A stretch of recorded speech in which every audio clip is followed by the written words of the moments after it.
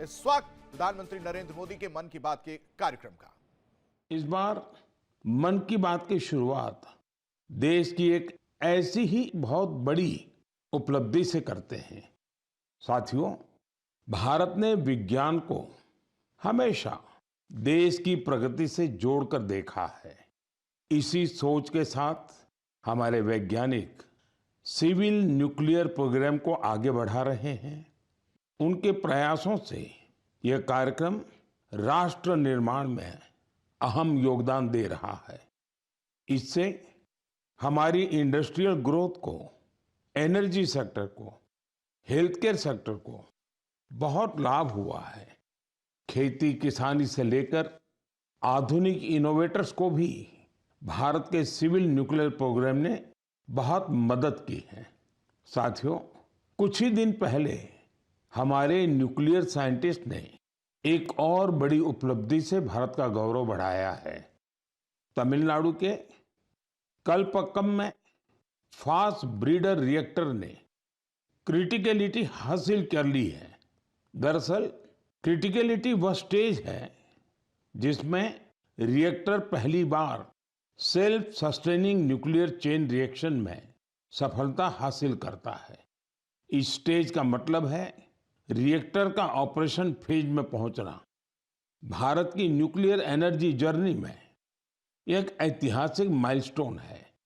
और बड़ी बात यह भी कि परमाणु रिएक्टर पूरी तरह स्वदेशी तकनीक से निर्मित है। साथियों, इसे ब्रीडर रिएक्टर क्यों कहते हैं, इसके पीछे भी एक वजह है। एक ऐसा सिस्टम है जो ऊर्जा के उत्पादन के साथ साथ भविष्य के लिए नया ईंधन भी खुद ही तैयार करता है। साथियों, मुझे मार्च 2024 का वह समय भी याद है जब मैं कलपक्कम में रिएक्टर की कोर लोडिंग का साक्षी बना था। मैं उन सभी को बधाई देता हूं जिन्होंने भारत के परमाणु कार्यक्रम में अपना अमूल्य योगदान दिया है। देशवासियों का जीवन बेहतर और आसान बनाने के लिए उनका यह प्रयास बहुत ही सराहनीय है। इससे विकसित भारत के हमारे संकल्प को भी एक नई ऊर्जा मिलेगी। मेरे प्यारे देशवासियों, मन की बात में आज मैं एक ऐसी शक्ति की बात करना चाहता हूं जो अदृश्य है, लेकिन जिसके बिना हमारा जीवन एक पल भी न चले। यही ताकत भारत को आगे बढ़ा रही है। यह हमारी पवन शक्ति है। हमारे प्राचीन ग्रंथों में कहा गया है, वायुर्वा इति व्यष्टिः वायुर्वै समष्टिः, अर्थात वायु सिर्फ एक तत्व नहीं है, यह जीवन की ऊर्जा है, यह समष्टि की शक्ति है। साथियों, आज यही पवन शक्ति भारत के विकास की नई कहानी लिख रही है। भारत ने हाल ही में पवन ऊर्जा यानी विंड एनर्जी में बड़ी उपलब्धि हासिल की है। अब भारत का wind energy generation capacity 56 gigawatt से अधिक हो चुकी है। पिछले एक साल में ही करीब 6 गीगावाट नई क्षमता जुड़ी है। विंड एनर्जी में भारत तेजी से आगे बढ़ रहा है और दुनिया भी हमारी तरफ देख रही है। साथियों, आज भारत विंड एनर्जी कैपेसिटी में दुनिया में चौथे स्थान पर है। यह हमारे इंजीनियरों की मेहनत है, यह हमारे युवाओं का परिश्रम है, यह देश की सामूहिक इच्छा शक्ति का प्रतीक है। साथियों, गुजरात, तमिलनाडु, महाराष्ट्र, राजस्थान, देश के अनेक राज्य इस सेक्टर में अपना परचम लहरा रहे हैं। गुजरात के कच्छ, पाटन, बनासकांठा जैसे क्षेत्र जहां पहले सिर्फ रेगिस्तान नजर आता था, आज वहां बड़े रिन्यूएबल एनर्जी पार्क बन रहे हैं। इसका लाभ युवाओं को मिल रहा है, नए अवसर बन रहे हैं, नई स्किल विकसित हो रही है, रोजगार के नए रास्ते खुल रहे हैं।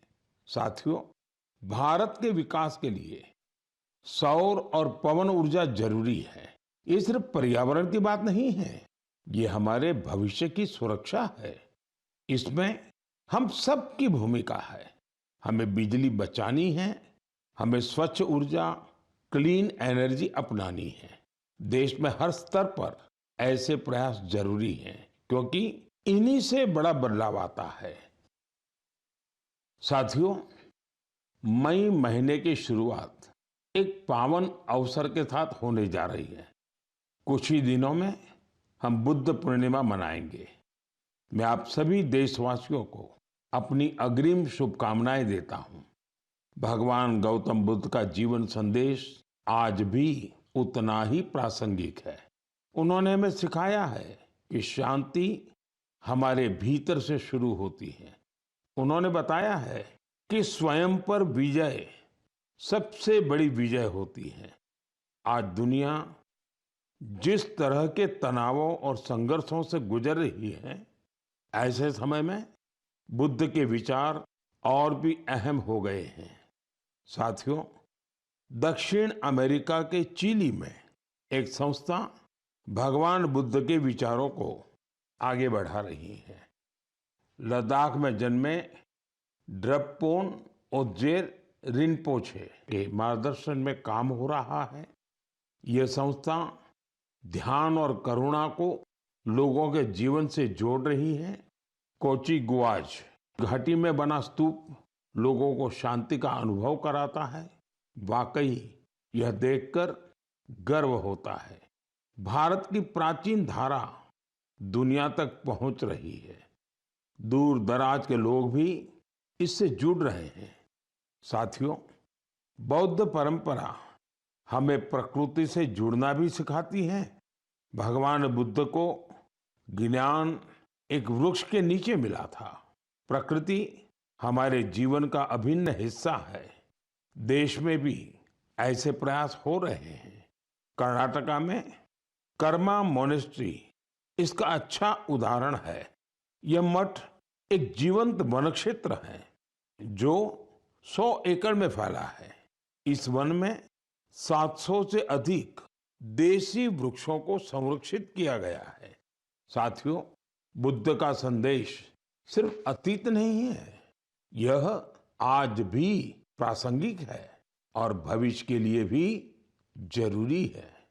बुद्ध पूर्णिमा का यह अवसर प्रेरणा देता है। हम अपने जीवन में शांति बढ़ाएं, करुणा अपनाएं और संतुलन के साथ आगे बढ़े।